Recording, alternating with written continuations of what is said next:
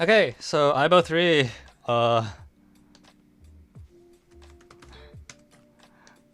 welcome back. So for another one for the history books, you have a bunch of real numbers whose absolute value has some 1 and whose each individual number is has absolute value that most n plus 1 halves.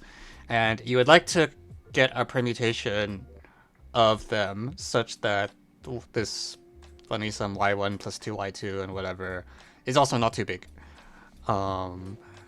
First thing I'll say is that I imagine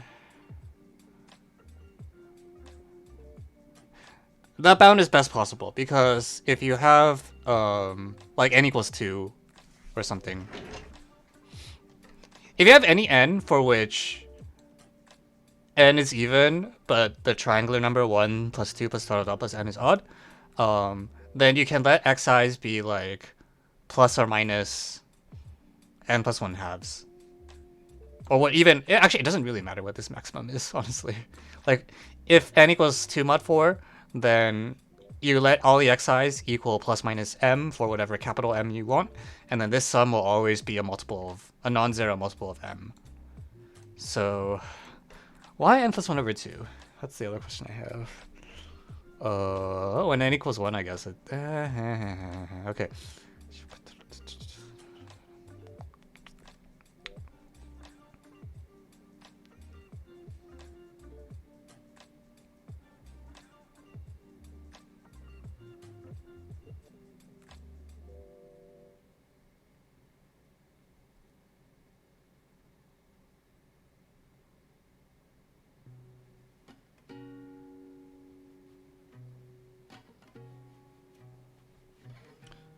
Also, the absolute value here doesn't, like, I can negate the xi's so that the sum is actually exactly 1. So I don't know why there's absolute value there.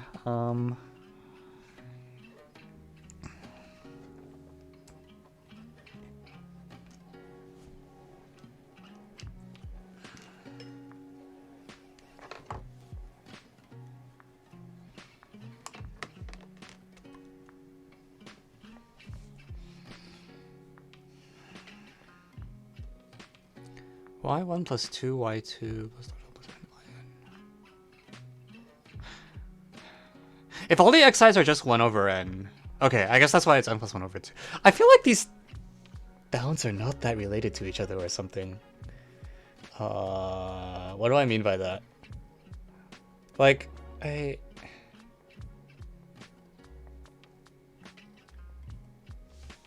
I feel like this number showed up first, and then this one was just set to equal this, whatever this was, or something? Well, the interpretation of this number is imagine all the xi's are 1 over n, so the permutation doesn't do anything. And the interpretation of this number is whatever this is, because you can take n as 2 mod 4. Okay.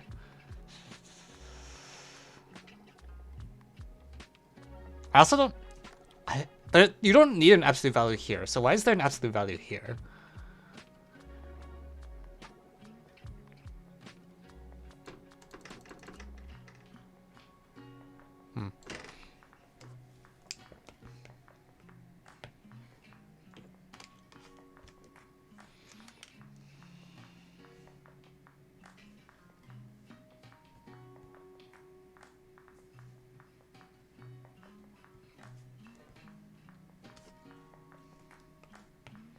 Okay, well, let's run with it.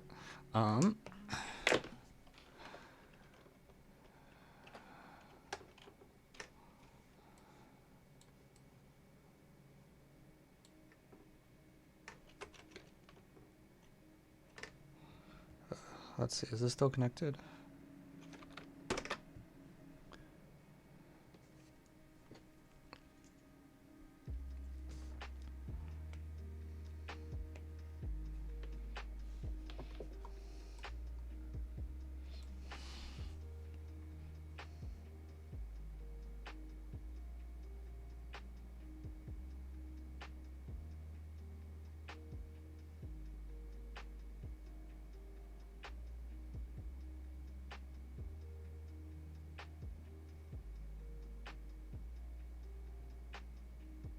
Okay, we're gonna say we're gonna do the prompt statement where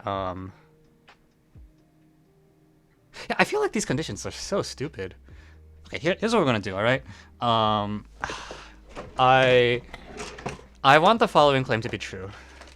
Claim if sum xi is equal to s, and then there exists a permutation yi such that the sum of yi's has absolute value less than or equal to n plus 1 over 2 times s. The larger of n plus 1 halves s, and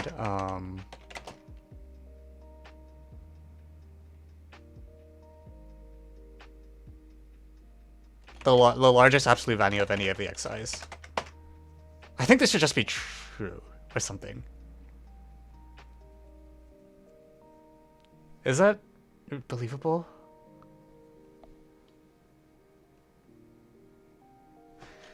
Because I feel like this thing is so big anyways. Like, this is like the sum times like a billion copies or something. And it works beautifully for n equals 1. Alright. So why do we do this? Because, well...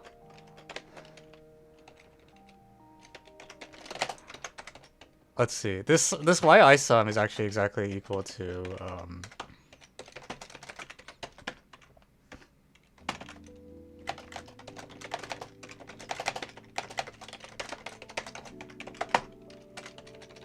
equal to that, right?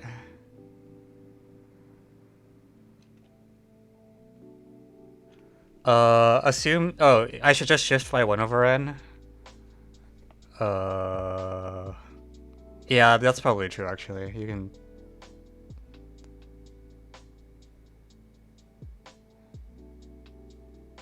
I was actually curious whether this would just kill the problem outright or something. Because, it's like I pick...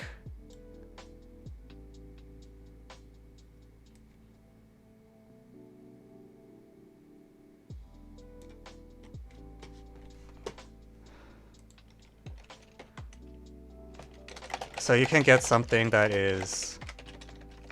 I'm gonna delete these absolute value bars. I think they're actually confusing me more than they're helping me. Since you can get something that is s plus max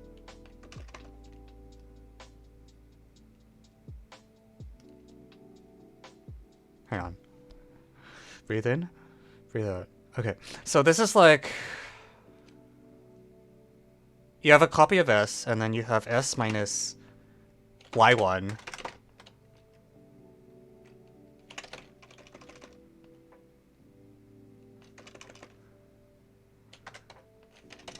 The right term is bounded by... the 2s minus y1 is definitely not good enough.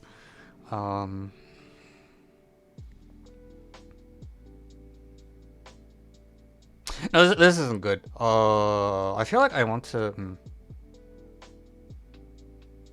yeah, this is no good. This bound is a little too... I think this is the correct final answer, but if I want to do induction, I think this bound is too bad. Because if you're like already like... well...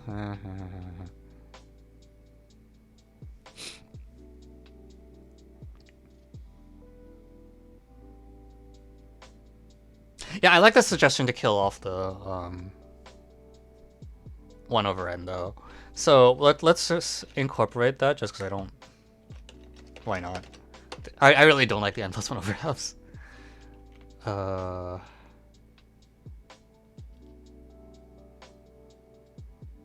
So we're gonna let zi equal... we're gonna let ai equals xi minus 1 over n.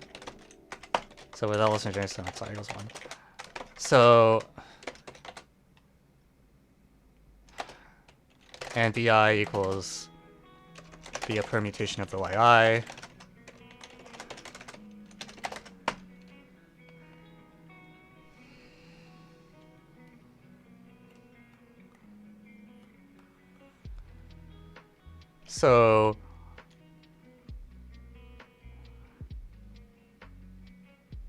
So the given condition is that AI is between like some random garbage, Yeah,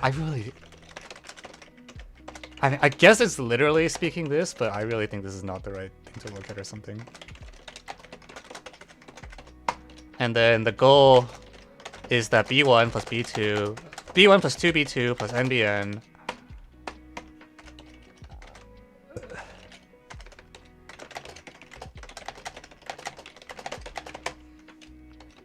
should be equal to, so this is literally equal to, okay. So we want this to be between 0 and something minus n plus 1.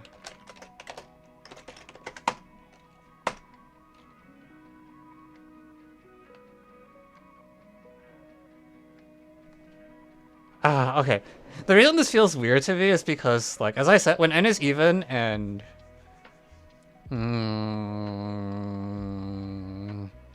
yeah, the equality case now becomes something really weird. It's like A1, you let, if n is 2 mod 4, you let half the AIs be this garbage term and half the others be this garbage term. Wait, hang on. Wait a minute. What? I think I lied. I think I screwed up the 2 mod 4 case earlier.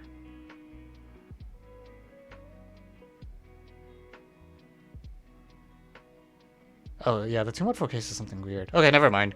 I don't know what that equality case is anymore.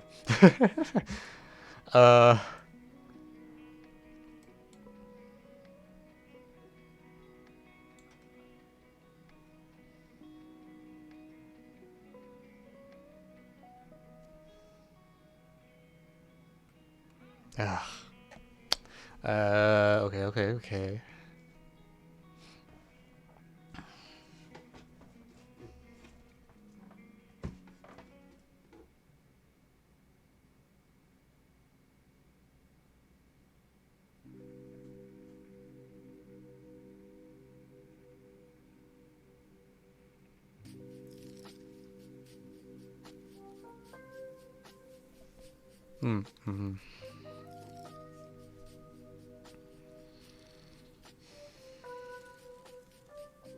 So is there like another equality case for even for n equals 2? Can I do better than...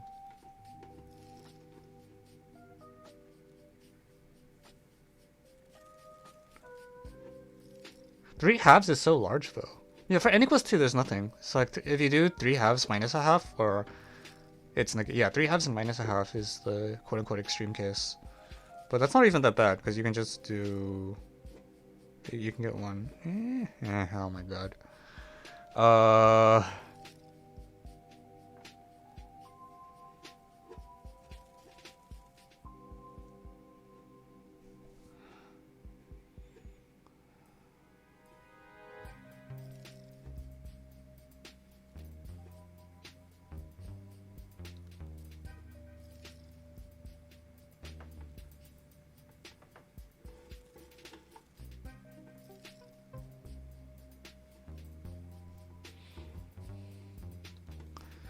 Yeah, so maybe I'm getting baited.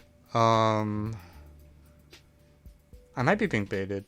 It's like when n is 2 mod 4, you can get something that's like close to an equality case by taking all the xi's to be approximately n plus 1 halves, plus or minus, and then offsetting it by 1 over n so that it's that thing points the right way.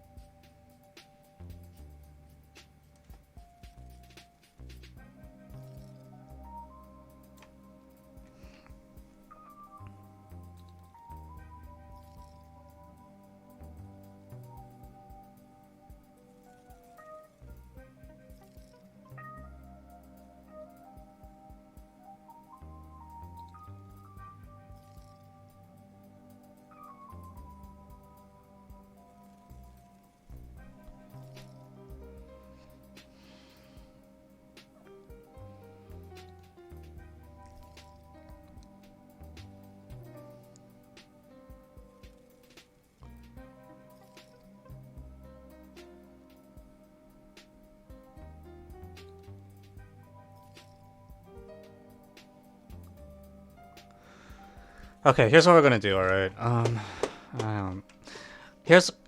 So the average value of this thing is actually exactly n plus 1 halves. And if I start from a permutation and do a local switch, so I switch yi, like yi and yi plus 1, how much does that change by? Like, so if I... I minus I plus 1, y. If I have two adjacent things and I, like, subtract the difference...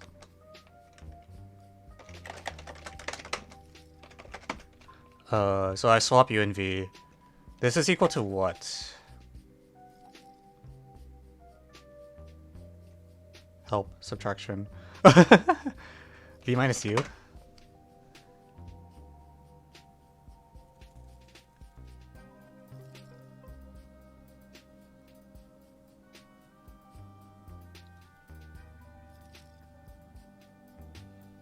Wait, I feel like you can just... I think this just... Does this not just work outright?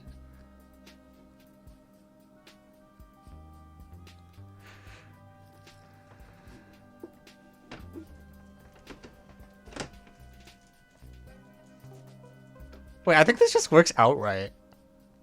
Here's what you do, alright? I don't even need this AB nonsense.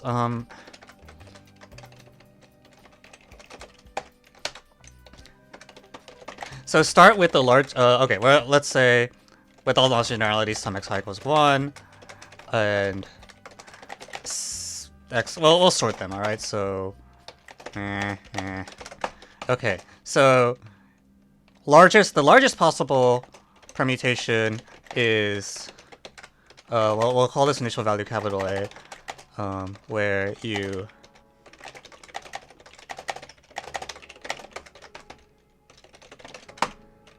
And the smallest possible permutation is B equals...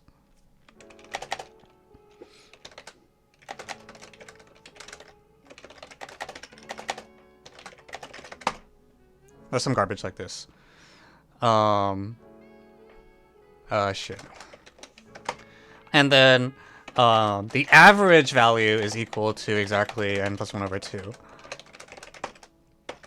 So imagine we go from A to V.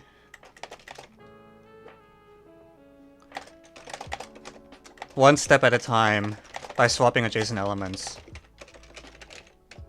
So every time we do a swap, the change is... We get a change of... We decrease by... something that looks like this. Which is not a big number.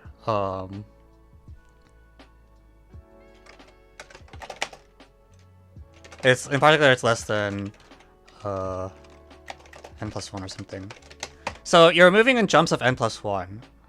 On the other hand, we need to land in the interval minus n plus 1 over 2, n plus 1 over 2. At some point. But if I'm moving by jumps which are smaller than n plus 1... So since B is strictly less than n plus 1 over 2, or less than or equal to, I guess, if they're all equal. This is true. Like, this is just true, right? I'm a little worried because it's not quite... It's like, you start from above n plus 1 over 2, you end to the right, you end to the left of n plus 1 over 2. And you jumped at most n plus 1 steps at a time. So, like, of course you land in this blob, right? Like...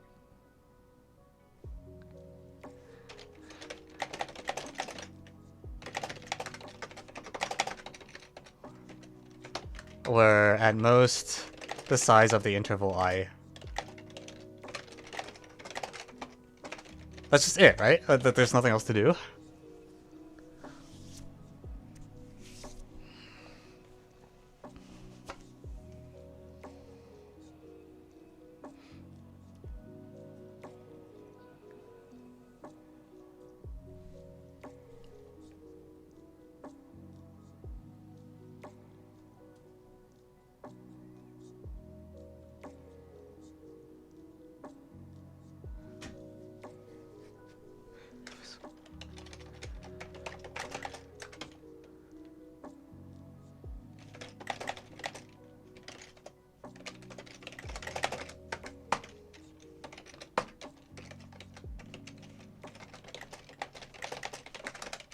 Alright, so I got thrown off a little bit by like things not kind of being offset weirdly in a not symmetric way, but I think this is just it.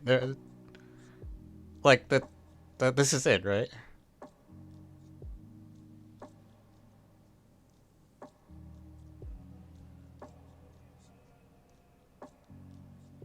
Like there's nothing else. Because the target interval is so wide, and one of the endpoints is the average. So the end feels unintended but correct. Well, let's see what was intended.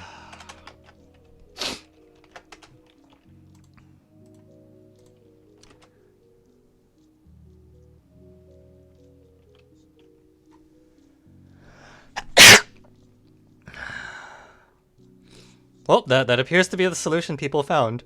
Yeah, this is about as textbook as like the swapping argument gets, I think. Like this is like local walkthrough material.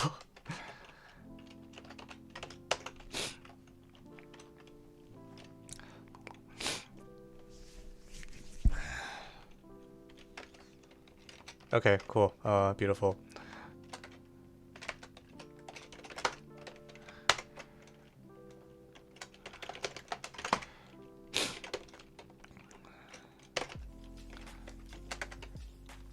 So the induction claim was me being done. Yeah, it's yeah, okay.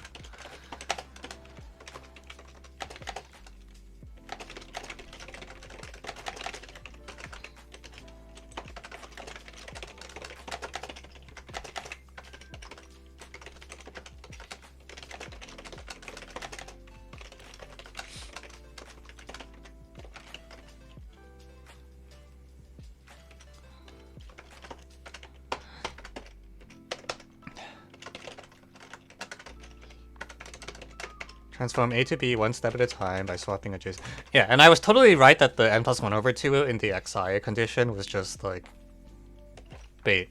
It's just like you. It's the thing on the right hand side of the fucking universe.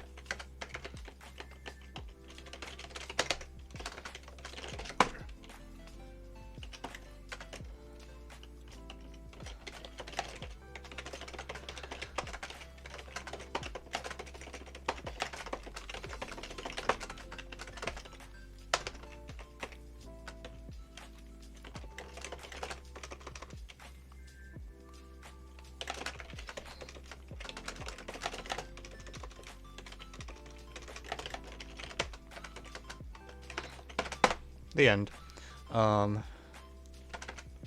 Cool. Alright. I don't know what it says that the IMO 3 took us less time than the IMO 1.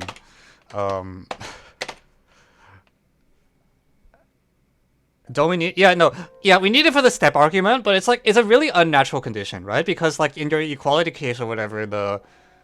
Like when the numbers are all equal or something, xi don't look anywhere close to n+1/2. Like that specific number is picked exactly so that the step argument works, and it's like there isn't actually any example for which all the xi's are like touching that boundary that you would care about or something like that.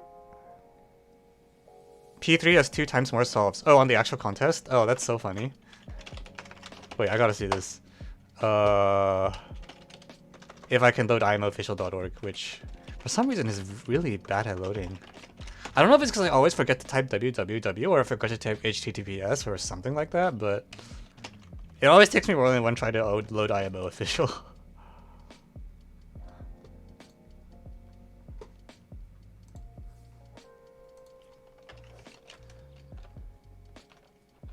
Oh, what the?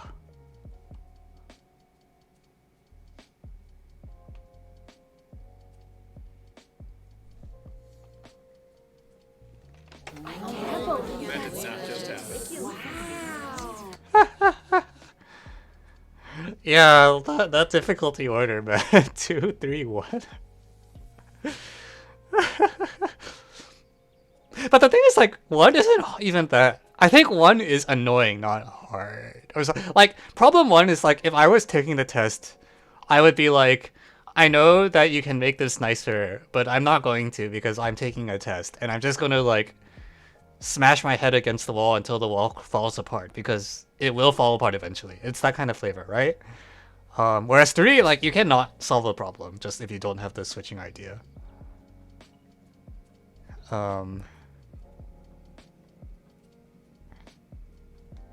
But yeah, I'm actually surprised the 1 scores are that bad if it's problem 1. Because it's like, you should solve a problem eventually. It's just like, it's hard to find the clean solution, but if you have 2 hours, you should find a solution. Because you can just grind for a while with like some, you draw the 4 cases, right? The bound is not very sharp. Oh, I think, I don't think I have 1997-6 in my database yet. Oh no, I do. Wait, I have this in my database? I don't remember doing it. Okay. Okay. I guess that's a good thing. Isn't it great when you realize that you already solved the problem, you just don't remember?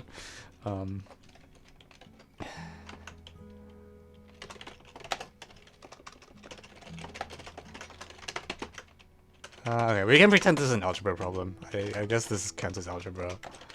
Global.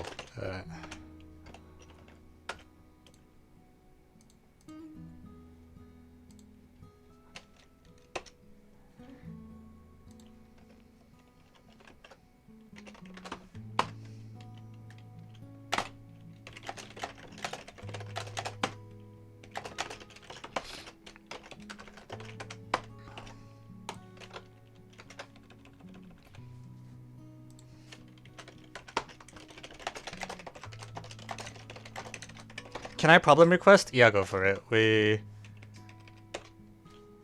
There were only 2 requests today, and they were both IMO 1997, which I guess is something that can happen.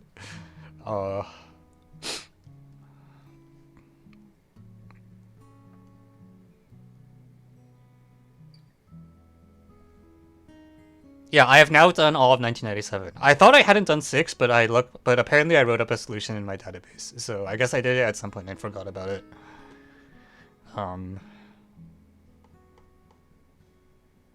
I guess now the question is, have I done all of 1996? How much of 1996 did I do? Well, about, okay, for 1996 I did 2 and 5. I haven't done 1, 3, 4, or 6.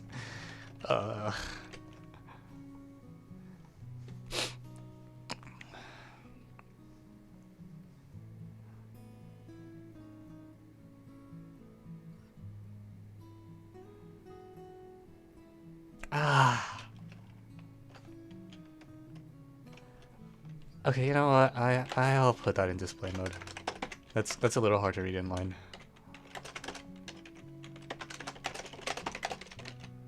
How do you have 29,000 upvotes? How many posts do I have? I think that says more about the number of posts I have than my 5,000, 6,000. So that means I get about 4 upvotes per post. That doesn't sound off-brand. Right? Because like a lot of my posts are solutions, and the solutions are more cleanly written than a lot of the neighboring solutions. So 3 to 4 upvotes for each of those is reasonable. And then every so often I post in flame war threads and get like 70 votes at once per post because it's a flame war. So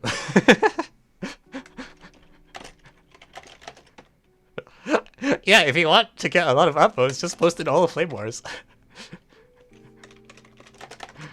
Apparently. I don't know, man. Yeah, Trivial Progress, do you have a problem request?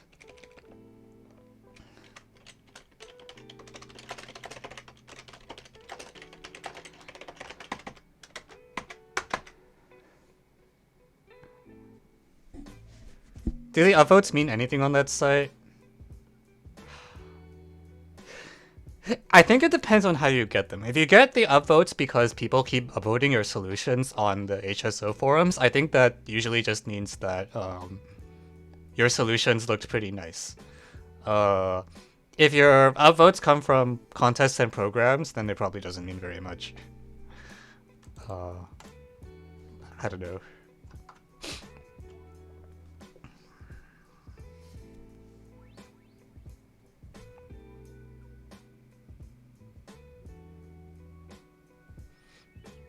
Yeah, but I think the problem is like the average solution on this site is like not very cleanly written.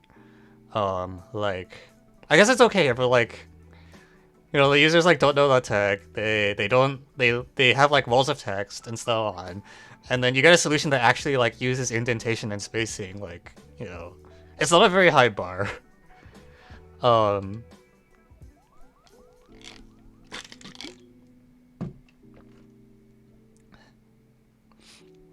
Yeah, I have this really big beef with American high school English, where I think it trains the students that it's okay if the writing they produce is something that no one would ever want to read. Because the teachers have to read it, because they assigned it and then they have to grade it. And, at no point do they ever have a situation where, like, they wrote something and then someone could just choose not to read it because they don't want to. Usamo is like this as well, right? Like, the grader has to read it, so... there's no... Yeah.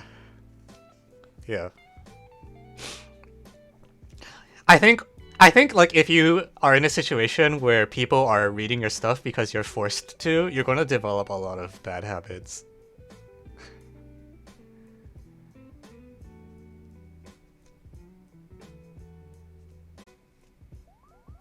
It's like because you don't have to make it presentable anymore. Your reader doesn't have a choice.